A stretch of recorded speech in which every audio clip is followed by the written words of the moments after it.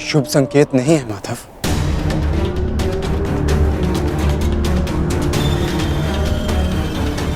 हाँ पार्थ, कदाचित आज का दिन, ये युद्ध कठिनाइयों से भरा होने वाला है। आज की परिस्थितियों के लिए सज्ज रहना पार्थ।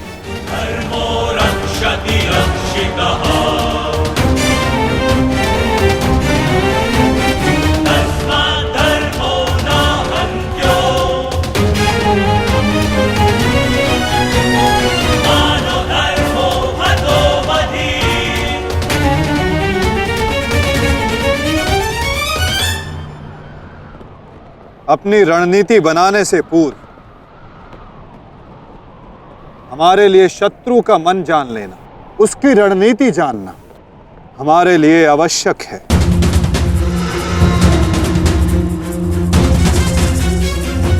सबको ज्ञात है ना कि आज शत्रु का लक्ष्य क्या होगा? युधिष्ठिर को बंदी बनाना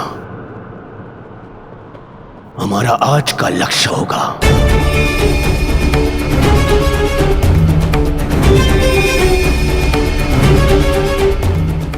युधिष्ठिर को बंदी बनाकर मुझे इस युद्ध को यही समाप्त करना है। मेरे आज भाई वीर गति को प्राप्त हुए हैं। अब तक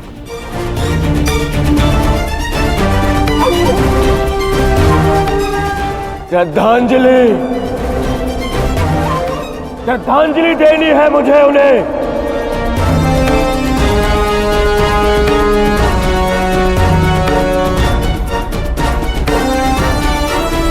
बहुत पीड़ा भरी मृत्यु दी है उस भीम ने मेरे भाइयों को।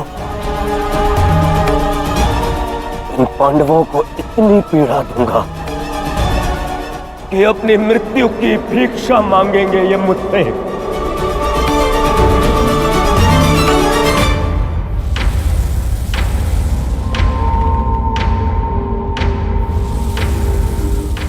मित्रगण, वचन दो मुझे, आज चाहे जो भी तुम्हारे मार्ग में आ जाए तुम उस पर दया नहीं दिखाओगे। आज चाहे जो कोई भी आ जाए तुम अपना सबसे तीव्र प्रहार उस पर करोगे। वचन दो मुझे मित्र। तुम्हारा आदेश मेरा वचन है मित्र। आज शत्रु कर्ण का एक भिन्न रूप देखेंगे।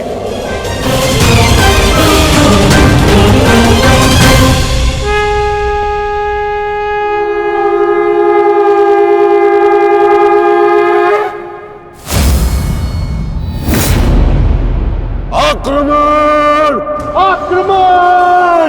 आक्रमण! आक्रमण!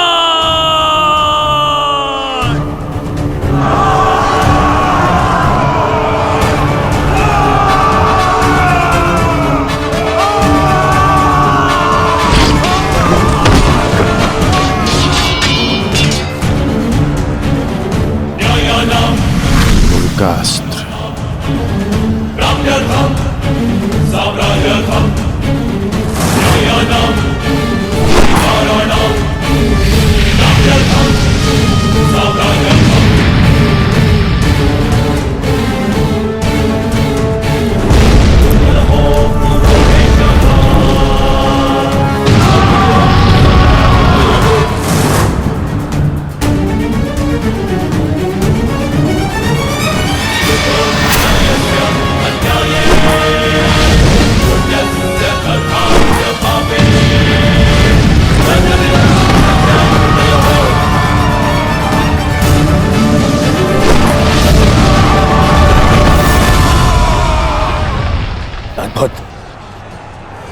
अद्भुत मित्रगण, अद्भुत। अपना मार्ग ज्ञात है ना सभी को?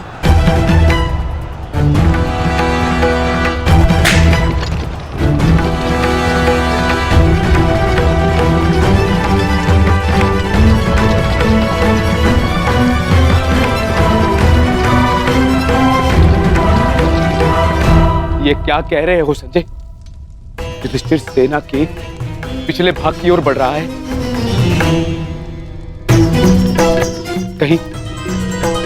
कहीं उसे हमारी रणनीति का भान तो नहीं हो गया? कौरव युधिष्ठिर को बंदी बनाना चाहते हैं। ये तो मुझे ज्ञात नहीं है महाराज, किंतु युवराज दुर्योधन इस बात से बहुत व्यग्र हो रहे हैं।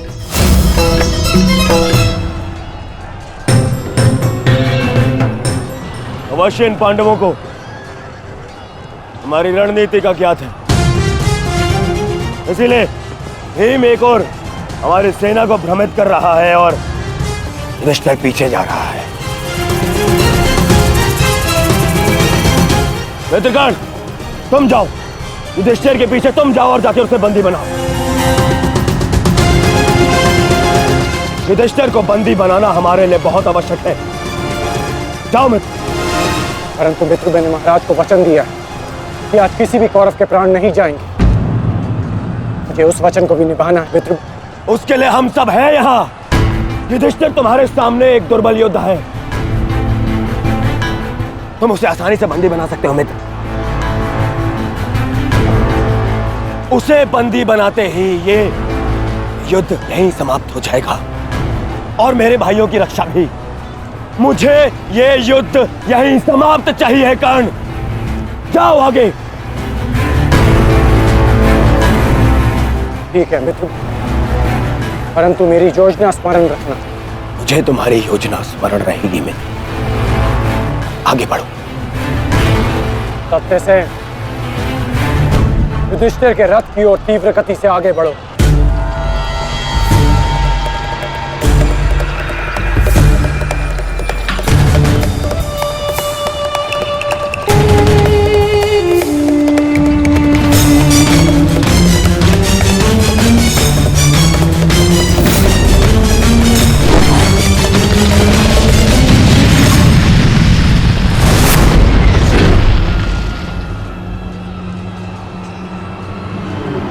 योद्धा शत्रु की ओर आगे बढ़ता है, उससे पीछे नहीं भागता। मैं तुम्हें युद्ध का आह्वान देता हूं कौन्तेय।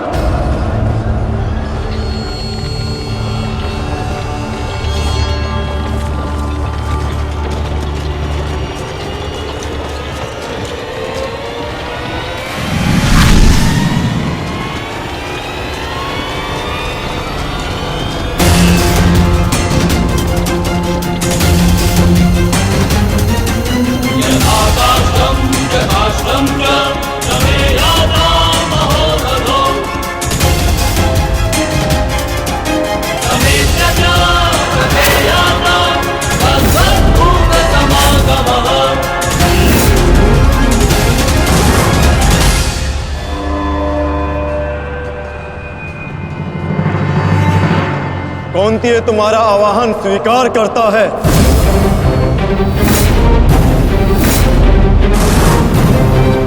कल आपने मेरे साथ छल किया माधव। नहीं अंगराज, छल नहीं, ये रणनीति है।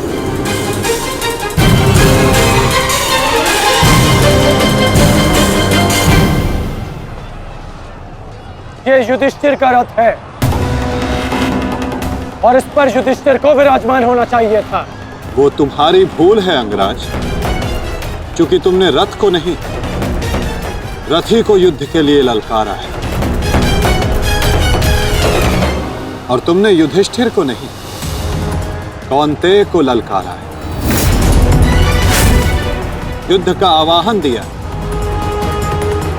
और उसने तुम्हारे इस युद्ध के आवाहन को स्वीकार किया है।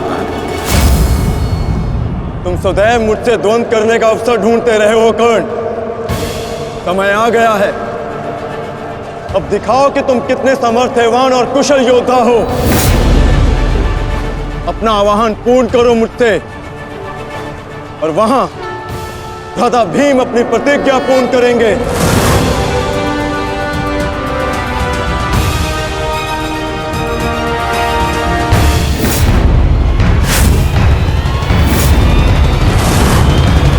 आज मैं 95 कौरवों का अंत कर दूंगा। पांचाली को दिया हुआ वचन और कुरु सभा में ली हुई प्रतिज्ञा आज दोनों ही पूर्ण हो जाएंगे। तुम आगे बढ़ो भीम, तुम्हारे मार्ग की बाधा हम दूर करते हैं, आगे बढ़ो।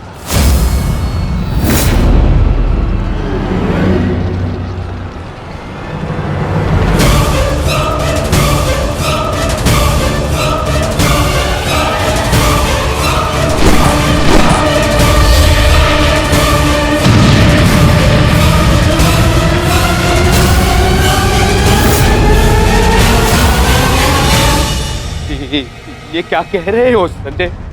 वहां वासुदेव ने काट से कर्ण को फंसा दी और यहाँ भीम हमारे व्यू में प्रवेश कर चुका है। शेष तीनों पांडव उसके पीछे हैं।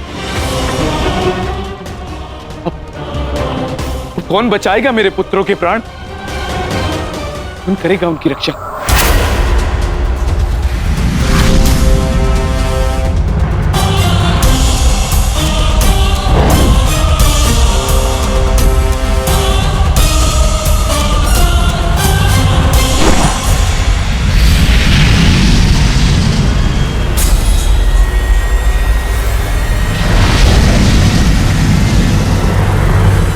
कर्ण का संकेत है।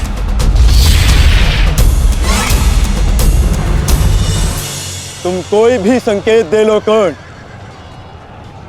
तुम्हारी सहायता के लिए यहां कोई नहीं आ पाएगा और ना ही मैं तुम्हें कौरवों की रक्षा करने के लिए यहां से जाने दूंगा।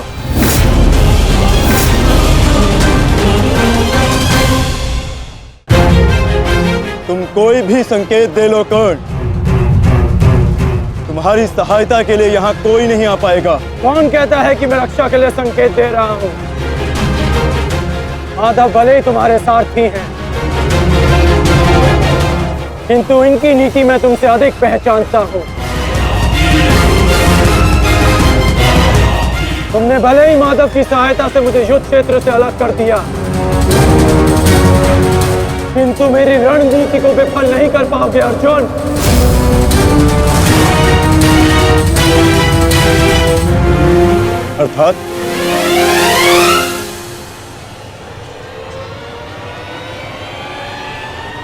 अर्थात मैं तुम्हारी रणनीति में नहीं, तुम मेरी रणनीति में फंसे हो अर्जुन।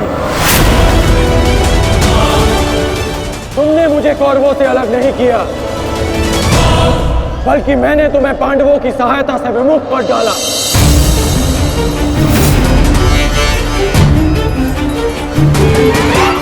अब तुम भीम की सहायता नहीं कर पाओगे अर्जुन, और भीम किसी कौरव का वध नहीं कर पाएगा।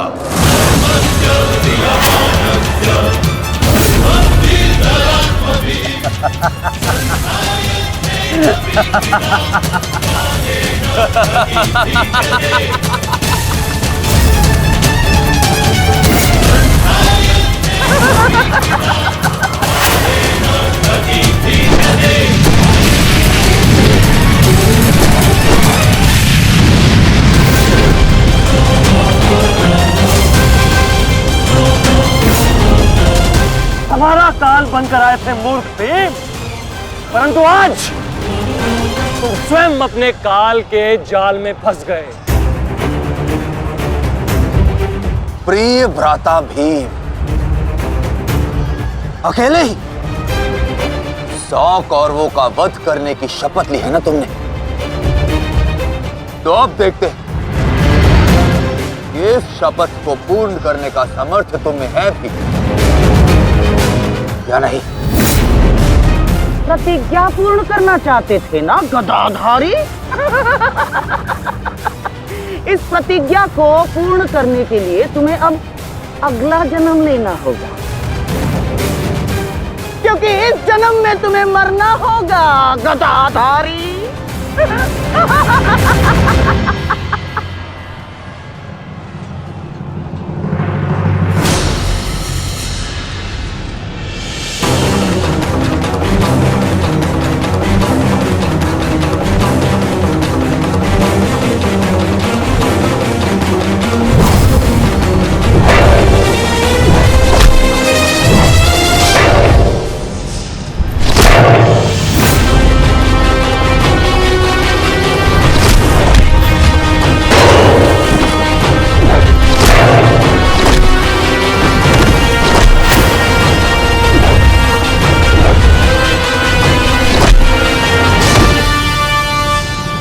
तुमने मेरे भाइयों को बहुत निर्दयता से मारा है भीम।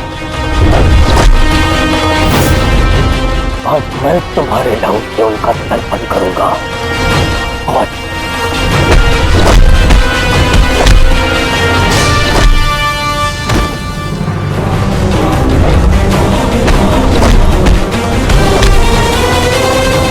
मैं तुम्हारे लहू से उनका तर्पण करूंगा। और भीम, आज मैं अपने भ्राताओं की मृत्यु का प्रतिशोध लेकर रहूंगा। सावधान!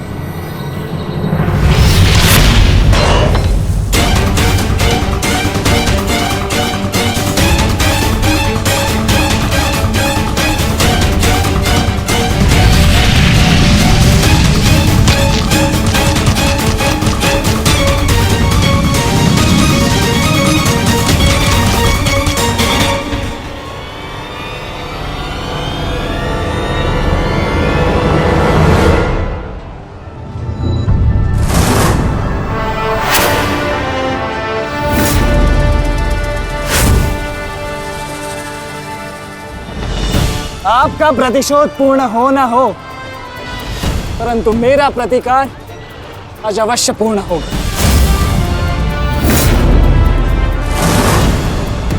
अभिमन्यु,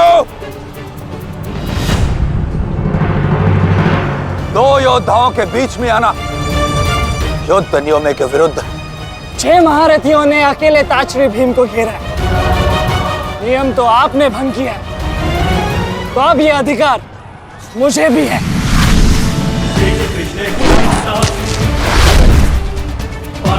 अभिमन्यु! चक्रबंधास्त्र।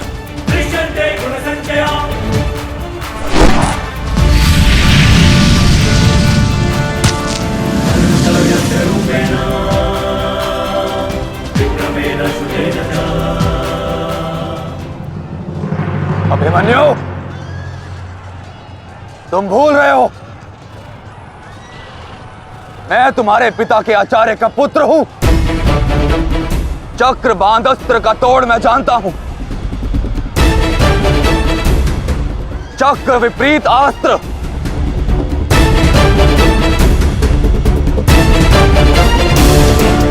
भूल तो आप रहे हैं महारथी। विपरीत अस्त्र तभी कार्य करता है जब युद्ध नीति गत हो। एक योद्धा पर आप सभी ने आक्रमण कर युद्ध नीति भंग की। अब अपनी इस अनीति का दमन देखिए। बालक! बालक! मेरी शत्रुता तुमसे नहीं है। मेरे मार्ग से हट जाओ, अन्यथा अपने प्राणों से हाथ धो बैठोगे। धो तो आज मैं उस कलंक को दूंगा जो मेरे परिवार के माथे पर है, कि अपने कुलवधु के अपमान का प्रतिकार नहीं कर पाए।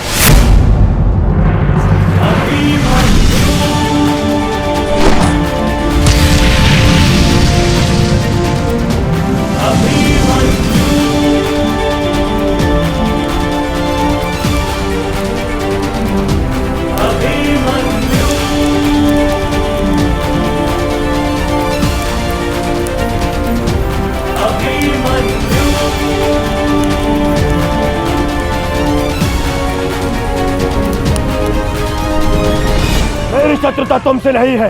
मेरे मार्ग से हट जाओ, अन्यथा अपने प्राणों से हाथ धो बैठोगे। धो तो आज मैं उस कलंक को दूंगा जो मेरे परिवार के माथे पर है, कि अपने कुलवधु के अपमान का प्रतिकार नहीं कर पाए।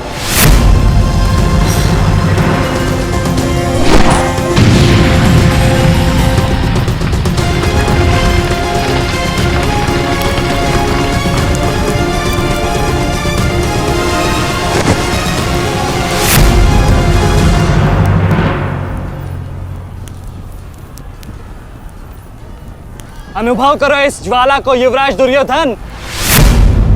ये वही ज्वाला है जो इतनी वर्षों से मेरी माता के हृदय में धधक रही है।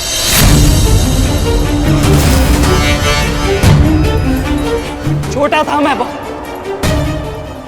रोम रोम जल उठता था ये सुनकर कि मेरी माता के साथ क्या हुआ। सोचो मेरे माता पिता और मेरे काकाओं पर क्या बीती होगी जब उन्होंने वह दृश्य देखा। मेरे माता पर क्या बीती होगी जब सहस्त्रों आंखें उनके वस्त्रहीन होते शरीर पर पड़ रही थी। आज मैं आपको उस अपमान का अनुभव कराऊंगा। आपकी पूरी सेना और महारथियों के समक्ष आपका वस्त्र हरण करूंगा और कोई कुछ नहीं कर पाएगा।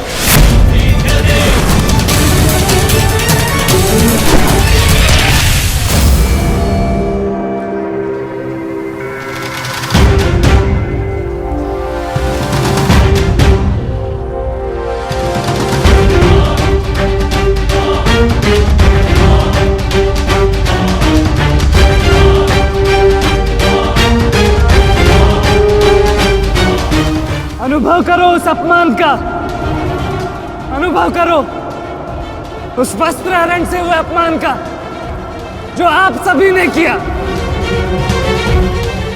नदी जब सीमा तोड़ती है तो बाढ़ आती है। आज आपकी पाप की धारा की बाढ़ में आप स्वयं बह जाएंगे काकाश्री।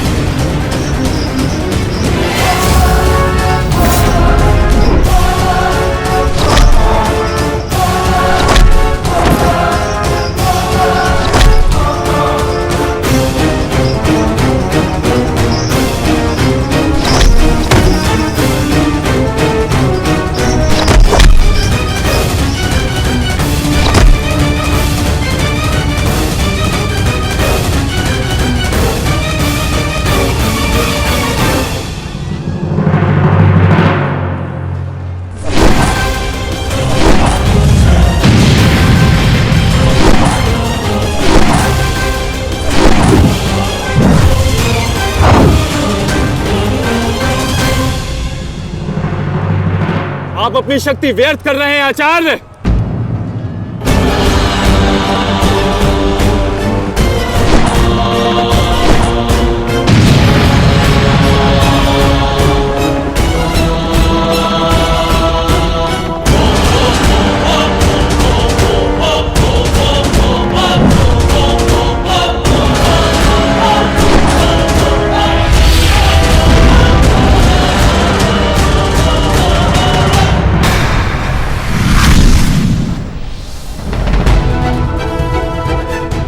दुर्योधन को मेरी सहायता की आवश्यकता है। चलो सत्यसेन।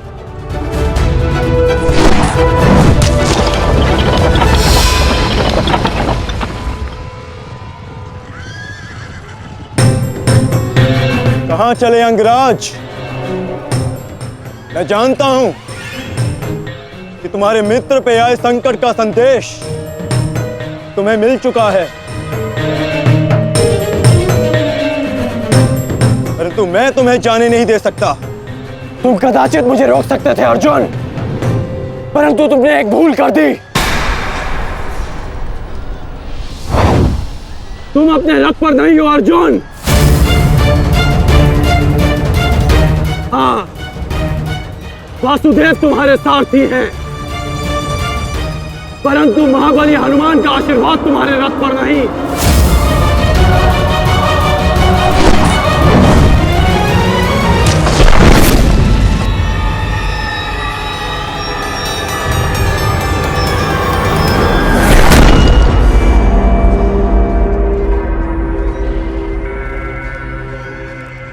चलो।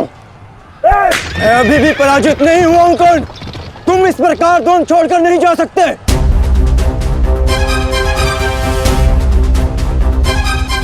तुम युद्ध के नियम भूल रहे हो अर्जुन। युद्ध का नियम है कि महारथी ही महारथी के साथ द्वंद्व कर सकता है, और तुम रथ विहीन हो, इसलिए मैं तुम्हारे साथ द्वंद्व नहीं कर सकता। पहले अपने रथ का पहिया सुधारो, फिर आकर मुझे युद्ध का आह्वान देना, क्योंकि परशुराम शिष्य कर्ण नियम तोड़कर युद्ध नहीं करेगा।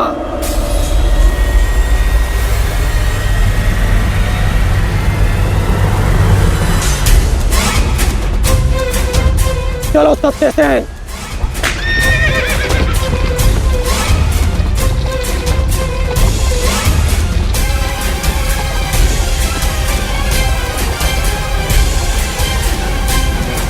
अब समझे पार्थ कि मैं कर्ण की प्रशंसा क्यों करता हूं।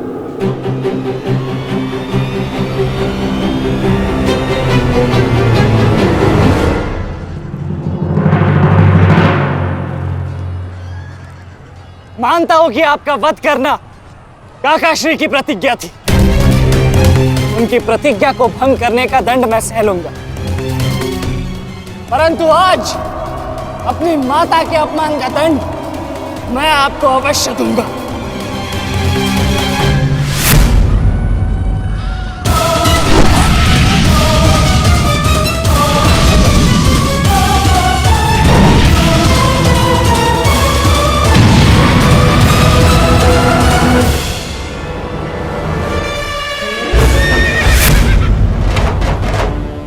किसी की प्रतिज्ञा टूटे, पर मेरी प्रतिज्ञा नहीं टूटेगी अभिमन्यु। और मेरी प्रतिज्ञा है कि जब तक मैं जीवित रहूंगा मेरे मित्र के प्राण नहीं जाएंगे।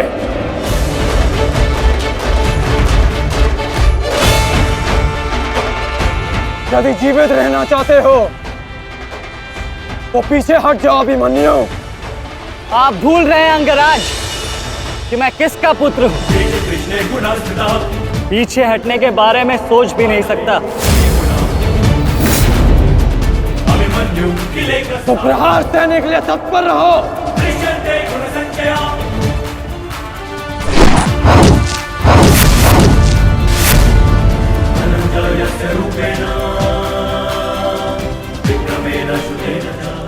ये मेरे लिए पर्याप्त नहीं अंगराज।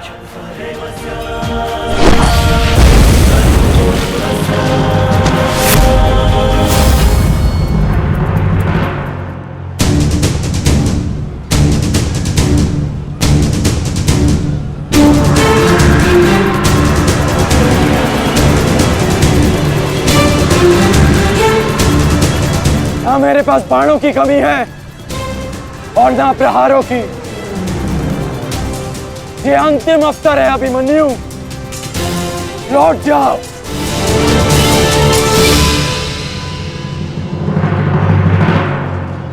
तो मेरे तुनीर में भी उत्तर प्रस्तुत है अंगराज।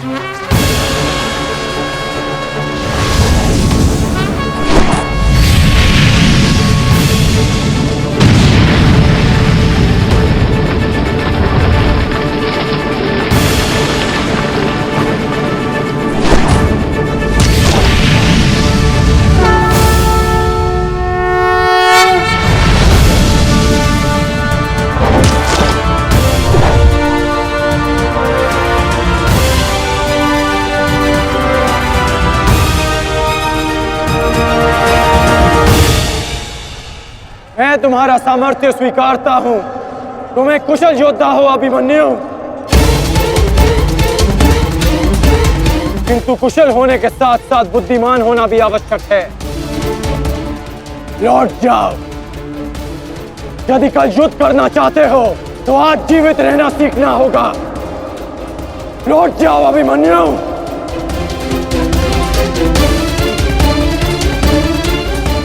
एक योद्धा के लिए आज या कल नहीं होता अंगराज। उसके लिए केवल वो ही पल होता है जिसमें वो मृत्यु के सामने खड़ा होता है। एक वीर योद्धा से सुना था मैं, हे मृत्यु, तैयार यदि तू आने को, प्रसन्न मुखा। द्वार खुला है, तेरा स्वागत, प्रसन्न मुखा।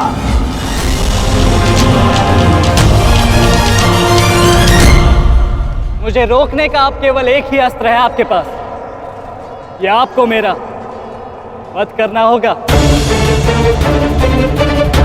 तो लीजिए अंगराज, अपने पुत्र के मृत्यु का प्रतिशोध लीजिए। आपके समक्ष आज वो योद्धा खड़ा है जिसके पिता ने आपके पुत्र का वध किया था। प्रतिकार कीजिए अंगराज, रुके क्यों है? क्योंकि जो पीड़ा मैंने सही, मैं नहीं चाहता कि वो पीड़ा मेरा शत्रु भी सहे। कृष्ण ने अपना विकल्प स्वयं चुना था। वो रणभूमि छोड़कर जा सकता था, परंतु उसने मृत्यु चुनी। गर्व है मुझे तुम जैसे युवा योद्धाओं पर, जो अपना कर्तव्य पूर्ण करने के लिए सदैव तत्पर रहते हैं। मैं जानता हूं कि तुम पीछे नहीं हटने वाले अभिमन्यु, परंतु मुझे भी अपना कर्तव्य पूर्ण करना है।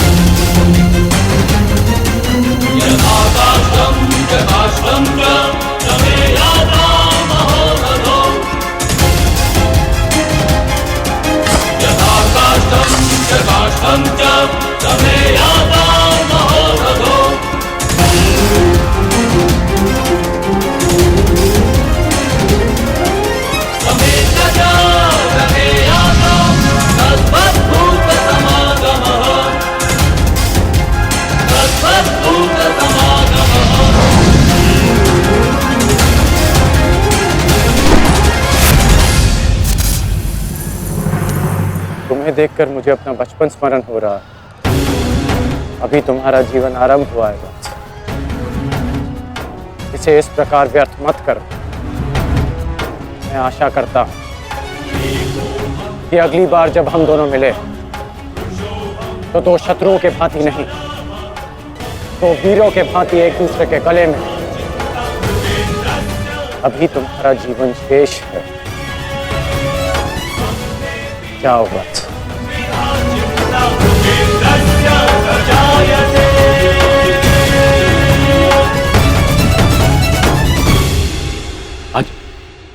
आज कौरवों की विजय हुई है गांधारी।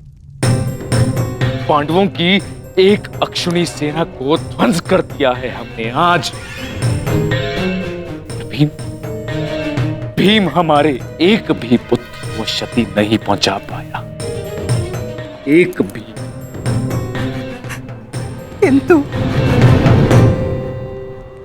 किंतु दुर्योधन का क्या महाराज?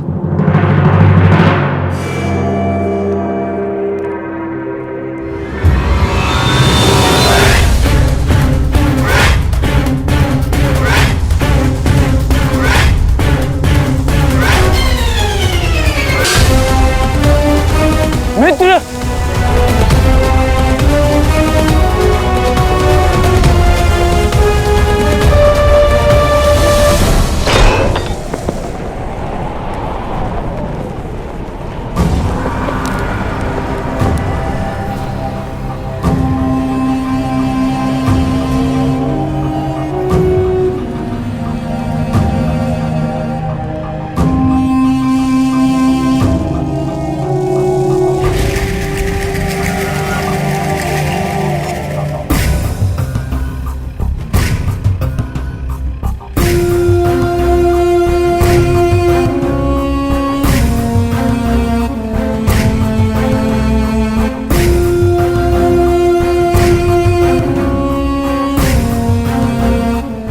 आज मैं आपको उस अपमान का अनुभव कराऊंगा। आपकी पूरी सेना और महारथियों के समक्ष आपका वस्त्रहरण करूंगा।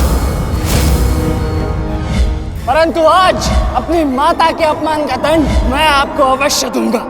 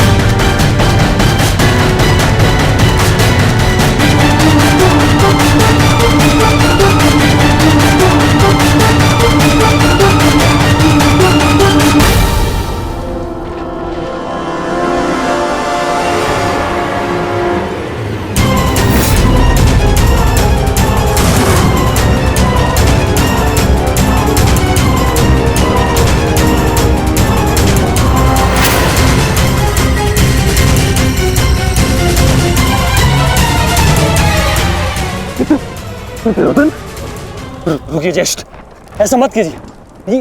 ये क्या कर रहे हैं आप? दुर्योधन, दुर्योधन, ये सब कुछ क्या है? आज के इस युद्ध में हमें विजय मिली है, फिर ये सब कुछ क्यों कर रहे हो तुम? ऐसी विजय जो अपमान की थाली में सजा कर मिले, ऐसी ही विजय से श्रेयस्कर है कि मृत्यु को पालूं। नहीं। मेरे जीवन में कभी मेरा इतना अपमान नहीं हुआ है।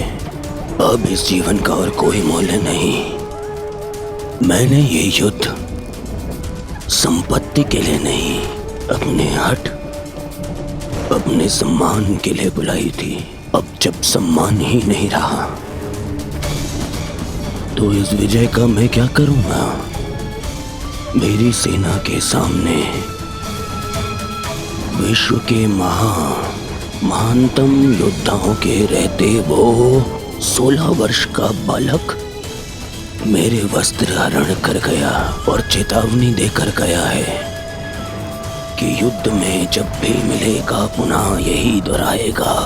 अब ये वस्त्र हरित दुर्योधन सम्राट बन भी गया। कैसे अपनी सेना से, अपनी प्रजा से आंख मिला पाऊंगा मैं? इस लज्जा के साथ मैं अब जीवित नहीं रह सकता। नहीं दुर्योधन, देखो अपने क्रोध पर काबू पाओ। देखो विजय हमारे निकट है दुर्योधन, मानो मेरी बात।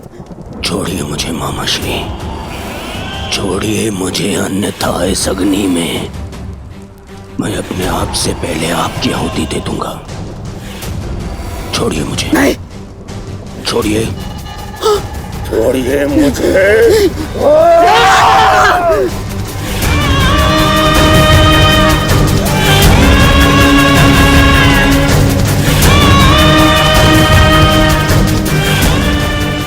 नहीं, नहीं दुर्योधन, देख क्या रहे हो मूर्खों? कोई रोको इस अनर्थ को।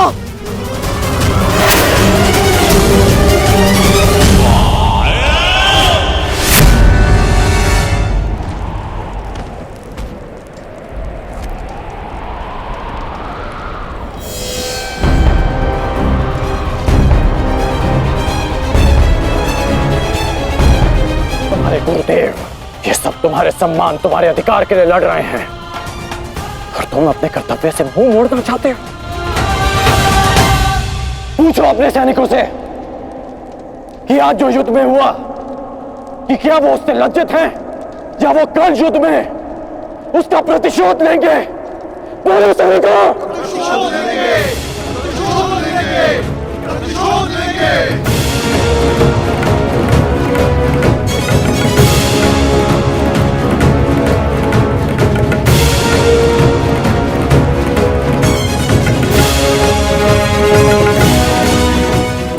सैनिकों का सम्मान मेरे मन में लगी अग्नि को बुझा नहीं सकता मित्र। मैं तुम्हारे लिए सदैव प्रस्तुत हूं मित्र। आदेश दो मुझे, आदेश दो कि क्या चाहिए तुम्हें। तुम्हारी पीड़ा को शांत करने की औषधि क्या है मित्र, बताओ मुझे। मुझे अपने इस अपमान का प्रतिशोध चाहिए। जिसने मेरा मान हरण किया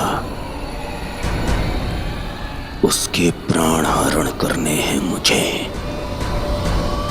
मुझे अभिमन्यु चाहिए।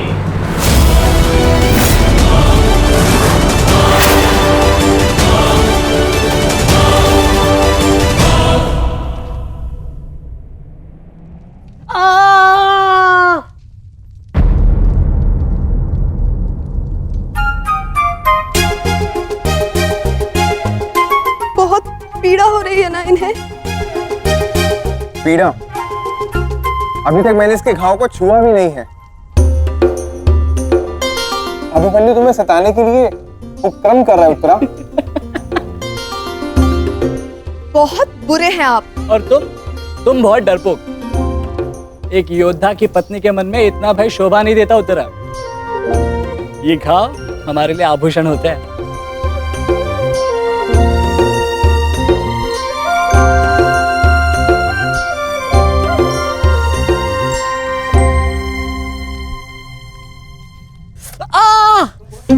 क्यों सताते हो तुम उसे? अब क्या करूं माता, वो तो आजकल हर बात पर क्रोधित हो जाती है। और अब आप भी मुझे डांट रही हो। तुम्हें अधिक चोट तो नहीं आई ना पुत्र? नहीं पिताश्री, बल्कि बहुत कुछ सीखने को मिला। सच में अंगराज कर्ण एक महान योद्धा है। उन्हें आपके अतिरिक्त और कोई टक्कर नहीं दे सकता।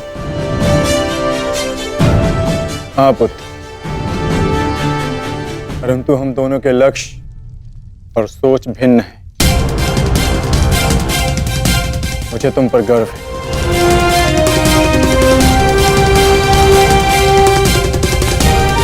गर्व तो होना ही चाहिए।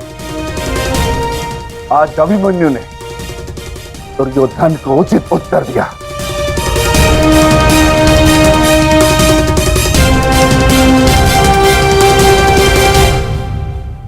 सत्य अभिमन्यु, आज तुमने जो युद्ध भूमि में किया वो अद्भुत था, और मुझे विश्वास है कि कल का दिन इतिहास में तुम्हारा नाम सदैव के लिए अमर कर देगा अभिमन्यु।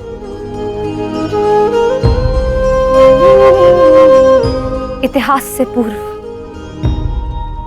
मेरे पुत्र ने अपनी छवि मेरे मन में अमर कर दी है। 14 वर्षों के पश्चात आज पहली बार मन को एक शीतलता पहुंची कि मेरे पुत्र ने मेरे साथ हुए अपमान और अत्याचार का भान उस दुर्योधन को करवाया। मेरी आत्मा को जैसे एक वस्त्र का संबल मिल गया। इसके लिए मैं सदैव के लिए अभिमन्यु की ऋणी रहूं। जीवन तो पल पल में है सखी। जिस पल को जी लो वही जीवन होता है। आज तुम प्रसन्न हो, जी लो सखी। आज का दिन जी लो। कल का दिन तो अभिमन्यु के जीवन का अंतिम दिन होना चाहिए। और स्मरण रहे, सरल मृत्यु नहीं देनी है उसे। मृत्यु आने की पीड़ा का आभास कराना है। और जब तक वो भूमि पर रेंगता हुआ दया की भीख ना मांगे, मृत्यु नहीं आनी चाहिए उसे। वो मृत्यु मांगेगा और मैं हर पल उसे मृत्यु और जीवन के बीच में झुलाऊंगा। झुलाऊंगा मैं उसे। असंभव युवराज, जब तक युद्ध भूमि में पांडव उपस्थित हैं तब तक अभिमन्यु तक पहुंचना असंभव होगा। वैसे तो इन्हें ज्ञात होगा कि आज आपके साथ जो हुआ उसका प्रतिशोध आप अवश्य लेंगे।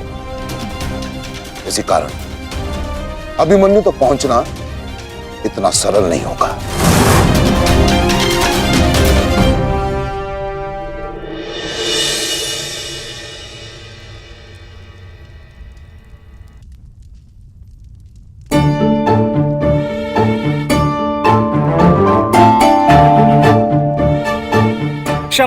क्षमा कर दो, भूल हो गई बस। अच्छा अब क्षमा भी कर दो। जिसने युवराज दुर्योधन का मस्तक झुका दिया वो आज तुम्हारे समक्ष सर झुकाए मना रहा है तुम्हें। देखो, किसी ने मुझे इस प्रकार सर झुकाए देख लिया ना तो मेरा बहुत उपहास उड़ाया जाएगा। पहले वचन दीजिए कि भविष्य में आप इस तरह मेरा उपहास नहीं बनाएंगे। आपको अनुमान भी है मैं कितनी भयभीत हो गई थी। अब इसमें भयभीत क्या होना उत्तरा? आप नहीं समझेंगे, मुझे आपसे बात ही नहीं करनी।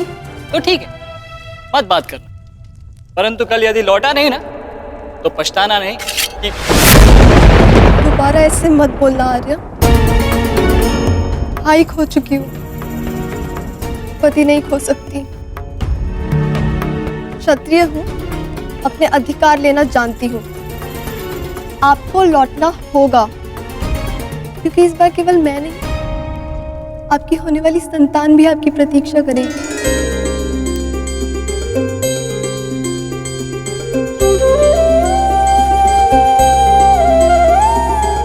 सत्य उत्तरा?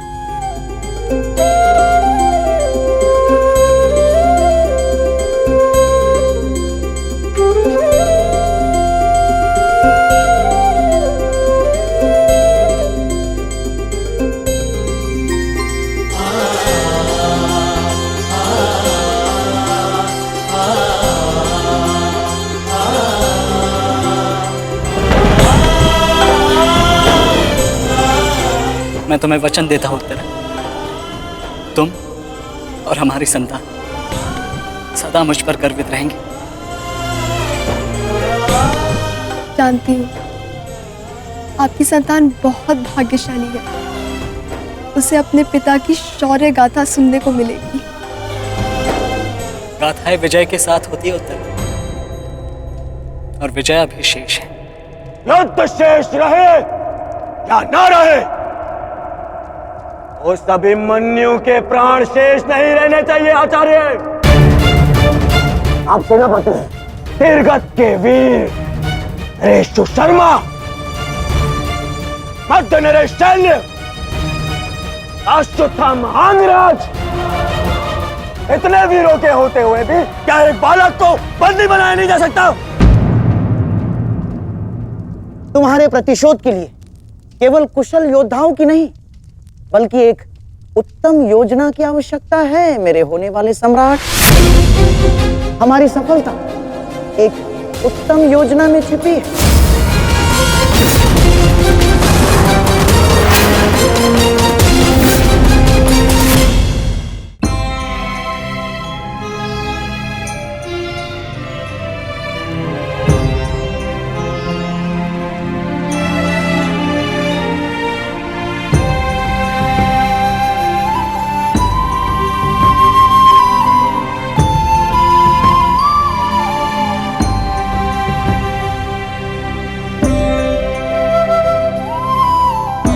ऐसा क्या है जो आप चाहकर भी मुझसे नहीं कह पा रहे हैं सखा? ये रात का अंधकार भी आपके मुख पर आए हुए भाव मुझसे नहीं छुपा सकता। रात्रि के बाद दिन आता है सखी, उसी प्रकार जीवन के पश्चात मृत्यु आती है। सुख के बाद दुख आता है और यही सृष्टि का नियम है। हमें अपने जीवन में सबके लिए तत्पर रहना चाहिए सखी।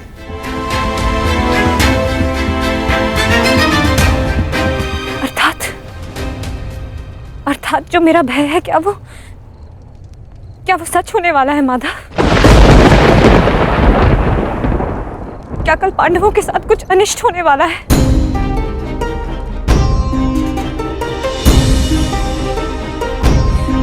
आप तो सब जानते हैं ना सखा। बताइए मुझे।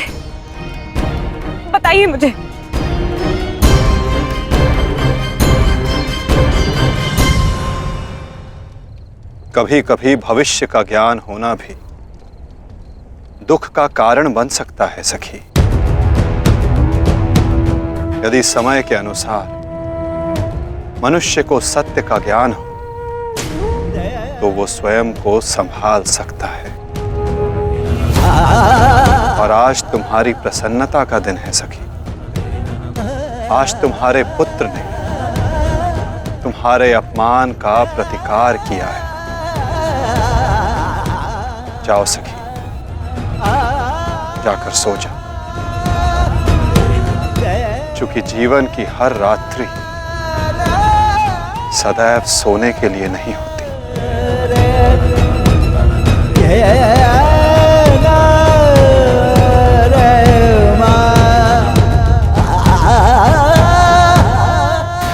तब तक सो नहीं पाऊंगा जब तक मेरा प्रतिशोध पूर्ण ना हो जाए आचार्य। प्रतिशोध की आग में कोई और भी जल रहा है।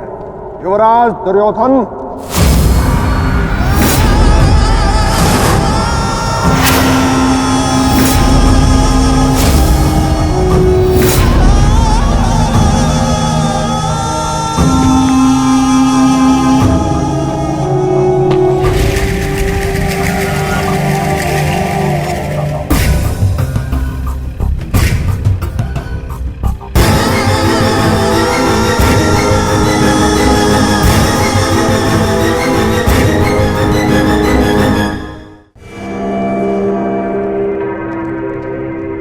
माता श्री सिंधु नरेश जयद्रथ।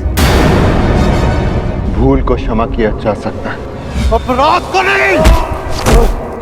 इस अपमान के पश्चात विचलित बचा तो ऐसा भयंकर प्रतिशोध होगा कि तुम पांचों की आत्मा कांप उठेगी।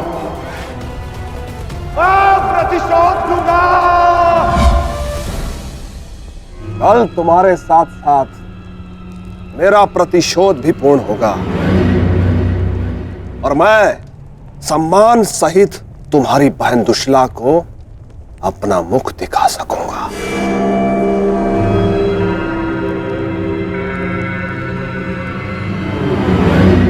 इतने समय आप कहाँ थे सिंधु नरेश?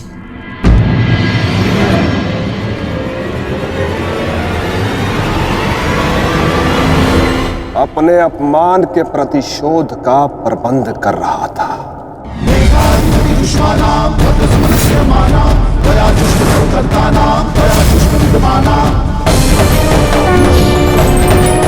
पुत्र जयद्रथ, मैं तुम्हारी तपस्या से प्रसन्न हूं। मांगो, क्या वर मांगते?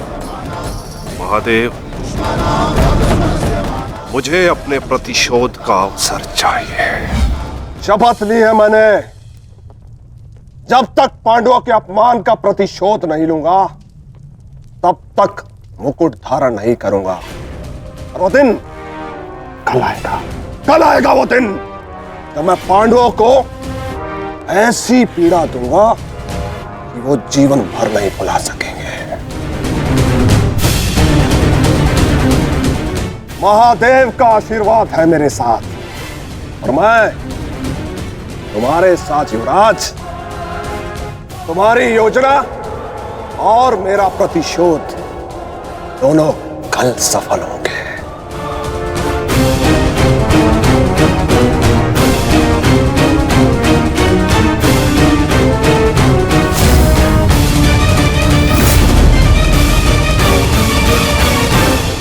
हर हर महादेव, हर हर महादेव।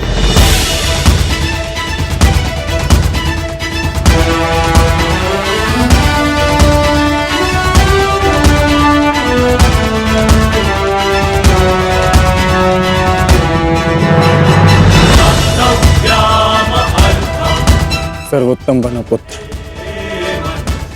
संसार के सभी योद्धाओं में तुम्हें सबसे अधिक कीर्ति प्राप्त हो।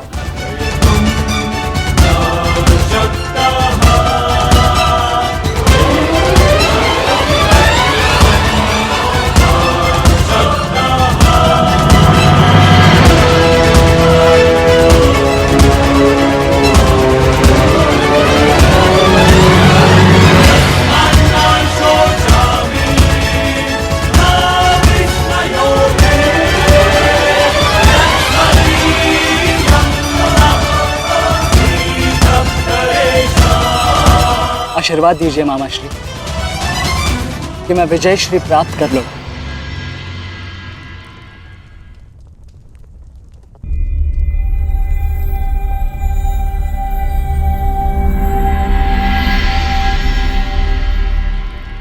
विजय तो कायरों को भी प्राप्त होती है पुत्र,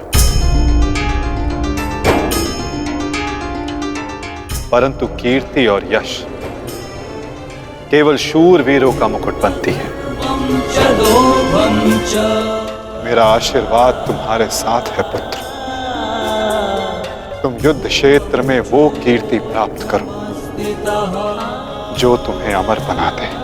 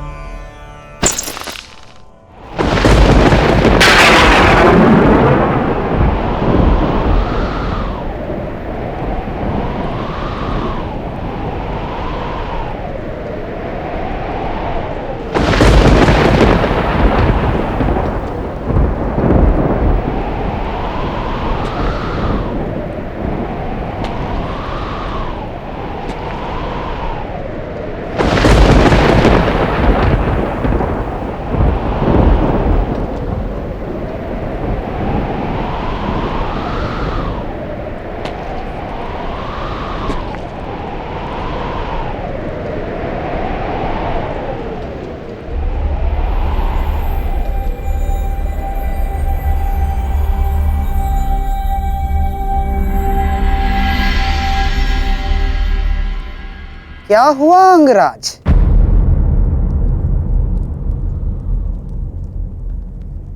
सूर्यदेव से आप ये प्रार्थना तो नहीं कर रहे हैं कि वो उदित ही ना हो?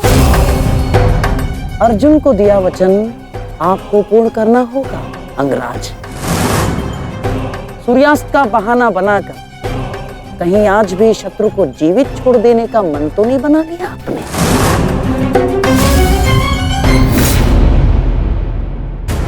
कभी कभी मौन रहने से प्राण बच जाते हैं। अब एक और शब्द अपने मुख से निकाला तो युद्ध आरंभ होने से पूर्व ही शत्रु से पहले मैं अपने पक्ष के किसी योद्धा का वध कर दूंगा। अंगराज, अंगराज आप क्रोधित क्यों हो रहे हैं? मेरे कहने का तात्पर्य केवल यह है कि आपके पुत्र वृषसेन की मृत्यु तो स्मरण है ना आपको? वृषसेन के हत्यारे अर्जुन का पुत्र ही आज आपका लक्ष्य होना चाहिए। बस मैं यही कहना चाह रहा था। कर्ण को स्मरण है मामा श्री।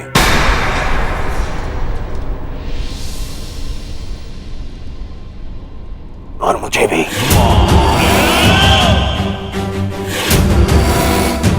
आज हम वृषसेन की मृत्यु और मेरे अपमान का प्रतिकार दोनों लेंगे। मैं केवल इतना जानना चाहता हूं कि इस प्रतिकार से पूर्व उस कौटे अर्जुन को मार्ग से हटाने का क्या प्रबंध करना चाहिए? उसका प्रबंध मैं कर चुका हूं मेरे होने वाले सम्राट।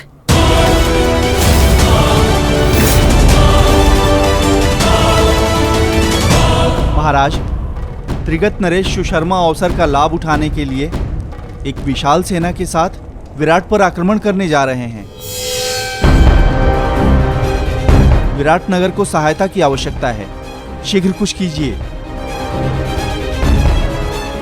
मुझे शीघ्र ही विराट प्रस्थान करना होगा। किंतु महाराज, इतने कम समय में आपका विराट पहुंचना असंभव है। केवल वासुदेव में ही वो क्षमता है जो वायु गति से रथ चलाकर अर्जुन के साथ वहां पहुंचे। हमें आपकी सेना की आवश्यकता है और अर्जुन अकेला ही उन सब के लिए पर्याप्त है। किंतु अर्जुन की अधिक आवश्यकता यह रणभूमि में है। परंतु महाराज, आप वहां बहुत से परिवार, स्त्री और बालक संकट में। एक समय था जब विराट राज ने हमें अज्ञातवास में शरण दी थी। आज वो समय आ गया है कि हम उसका ऋण चुका सकें।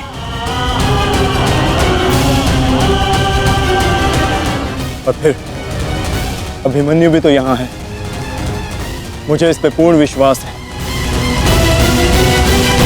और मैं आपको विश्वास दिलाता हूँ पिताश्री कि युद्ध भूमि में आपकी कमी शत्रु को अनुभव नहीं होगी। जब आप सुशर्मा का नाश करेंगे तो आपके पुत्र की शौर्य की कीर्ति आपका स्वागत करेगी।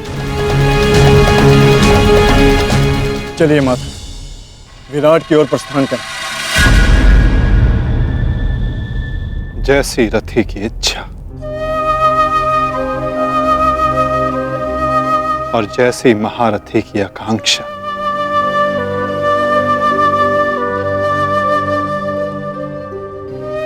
आओ पार्थ।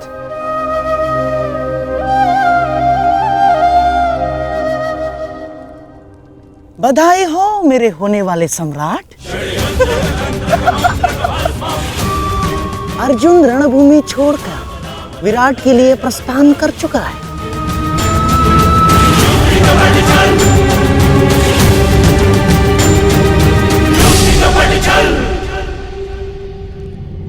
आचार्य द्रोण, समय आ चुका है।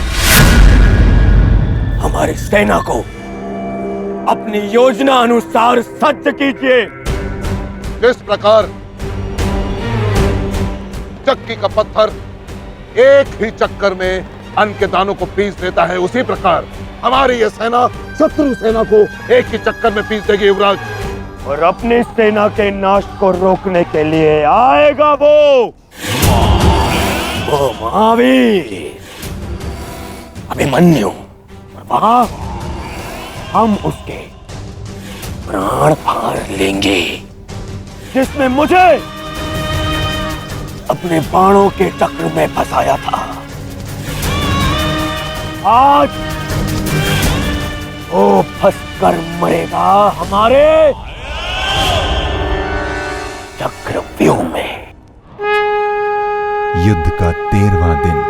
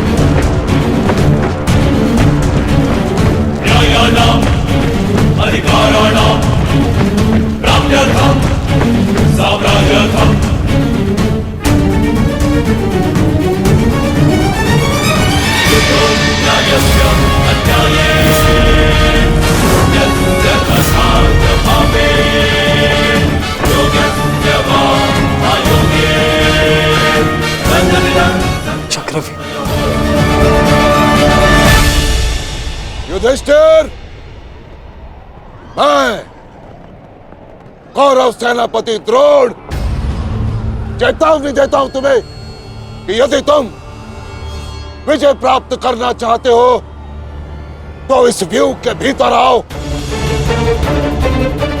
और यदि तुम इस व्यू को तोड़ने में सक्षम रहे तो हम अपनी पराजय स्वीकार कर लेंगे, और यदि नहीं तो तुम अपनी हार स्वीकार कर लेना। सुना तुमने?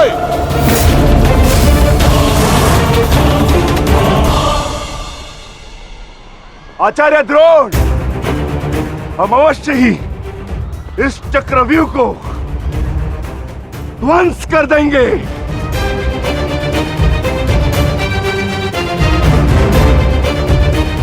यह असंभव है। चक्रव्यूह युद्ध का सबसे कठिन और सबसे विनाशकारी व्यू है। इसका हल केवल अर्जुन के पास है।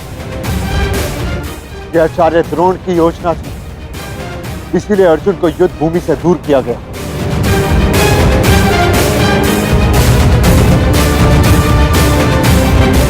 कोई तो मार्ग होगा। मार्ग है।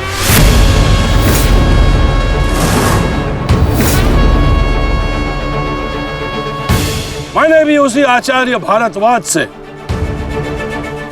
चक्रव्यूह भेदन सीखा है,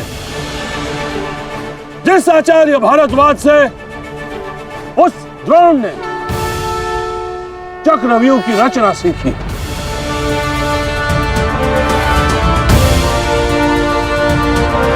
इस चक्रव्यूह का भेदन मैं करूंगा।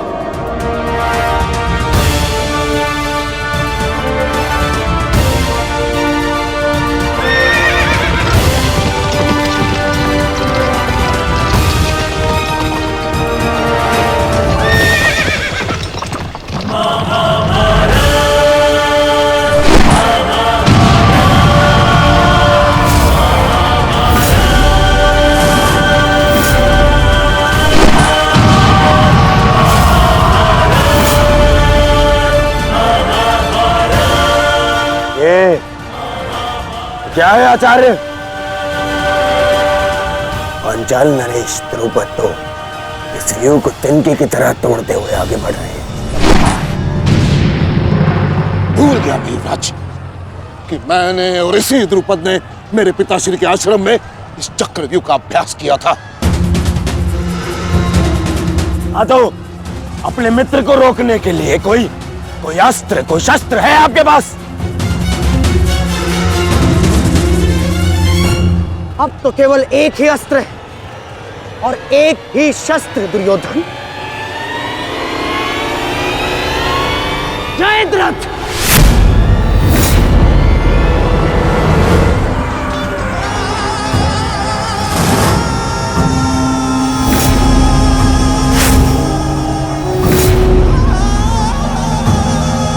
जयद्रथ,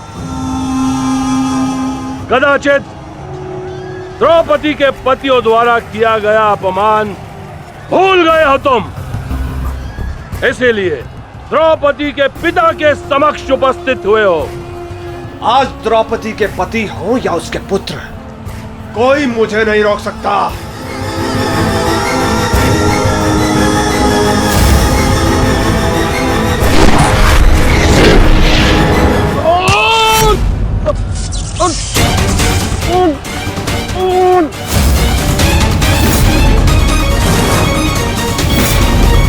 आगे बढ़ो पांडवों, अन्यथा अपनी सेना का विनाश देखो।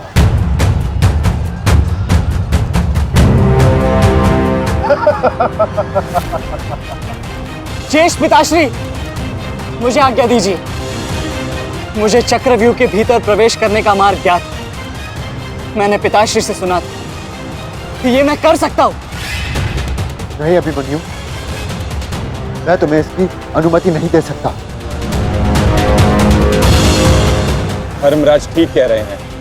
आचार्य ने कुछ सोच समझकर ही इस व्यू की रचना की है।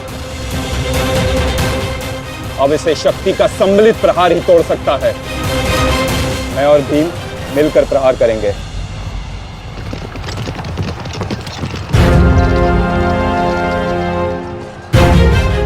देखिए ने मामा श्री, धृष्टद्युम्न और भीम स्वयं आक्रमण कर रहे हैं।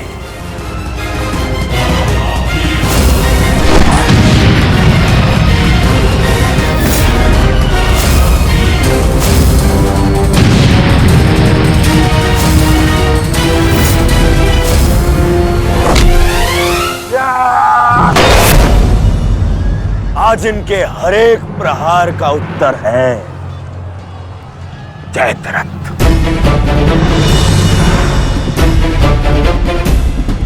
चक्रव्यूह में प्रवेश करने से पूर्व मुझसे नहीं मिलोगे मित्र?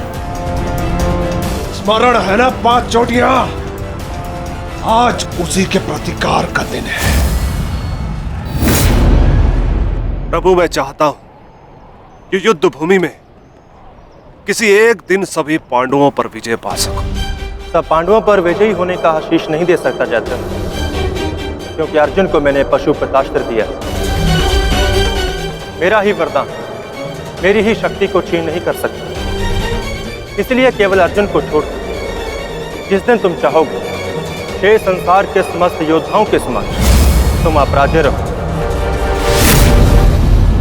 आगे बढ़ो भीम, आज मेरी गदा का स्वाद भी चक्कर देखो।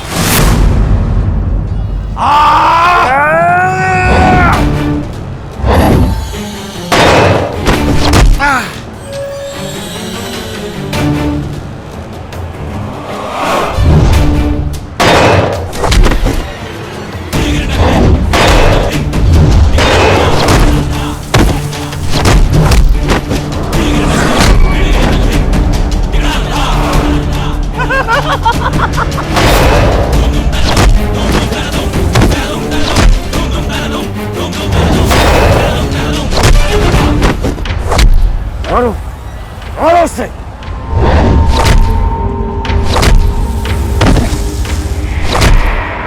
ताजश्री, आप ऐसा कैसे होने दे सकते हैं? ताजश्री भीम और मामा दृश्यद्युम्न में शक्ति है, परंतु चक्रव्यूह को शक्ति से नहीं युक्ति से तोड़ा जा सकता है। मुझे आज्ञा दीजिए। नहीं पुत्र, भविष्य के लिए वर्तमान को दांव पर लगाया जा सकता है, परंतु वर्तमान के भविष्य को खोया नहीं जा सकता।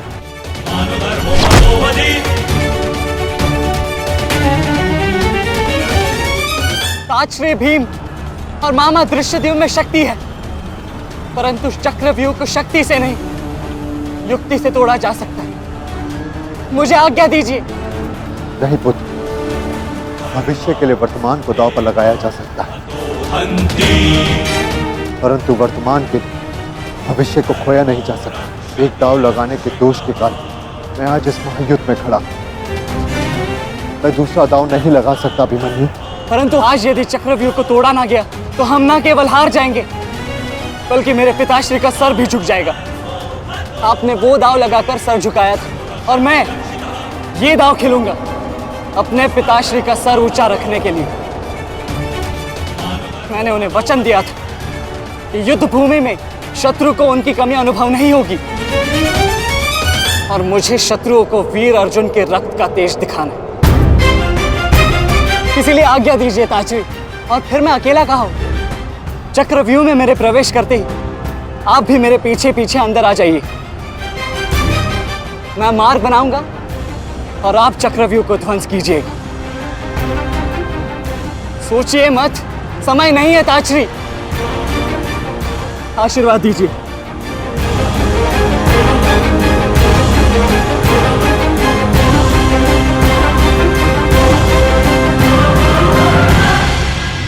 ठीक है पुत्र,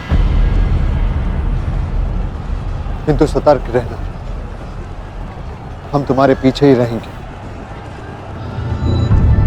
आगे बढ़ो।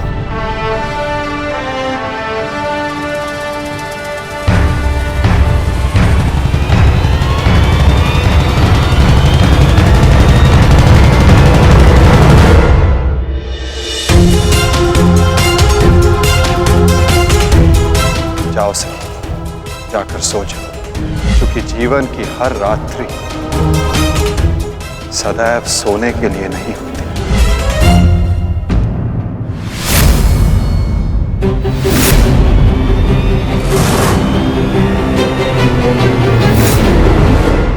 मेरी सुरक्षा के लिए माता यज्ञसेनी का आशीर्वाद है मेरे साथ, और जब तक ये मेरे साथ है मुझे कुछ नहीं हो सकता।